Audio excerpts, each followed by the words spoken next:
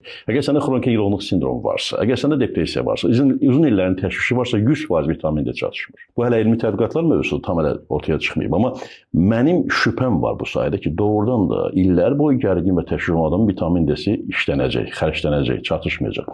Vitamin D əzələ yığılmasına kömək eləyirsə, daim gərgin əzələyə nə lazımdır? Vitamin D lazımdır da. Düzdürmü? O xərclənir axı vitamin D. Biz o qədər günəş almırıq. Deməli, hətta yoxlamasan belə həftədə bir dəfə orta terapevtik dozanı böyük yaşlı insanlar qəbul etməlidir. Biri var məsələn profilaktik doza, bir də var mən onu deyirəm, profilaktik doza. Müalicədən də, müalicə gedəcək həkim təyin edəcək, yoxlayacaq, təyin edəcək şaxta və böyükdə. Amma şaxta və böyükdə eyni dərəcədə dünyada qəbul olunan standart profilaktik dozalar var ki, qanını yoxlamadan bunu işlədə bilərsən. Çünki hər adam gedib analiz vermiş. Amma sən xroniki yorğun haldasansa, həyat eşqin zəifdirsə, məsələn durub iş görmək istəmirsənsə, vitamin D burada dəstək müalicəsi kimi ola bilər. Amma psixoloji əsasları da müalicə etmək şərti ilə bir yerdə. D vitamini haqqında biz tez-tez videolarımızda məlumat veririk izləyicilərimizə və tövsiyə etdiyimiz vitaminlərdən bir də bəs Multizan preparatıdır. Multizan 10 vitamin bəli. Multizan D3 tanıya qədər mən qabaq özünə yeyirdim, ağzıma belə vitamin D-ni damızdırırdım yağı birbaşa dilimin üstünə.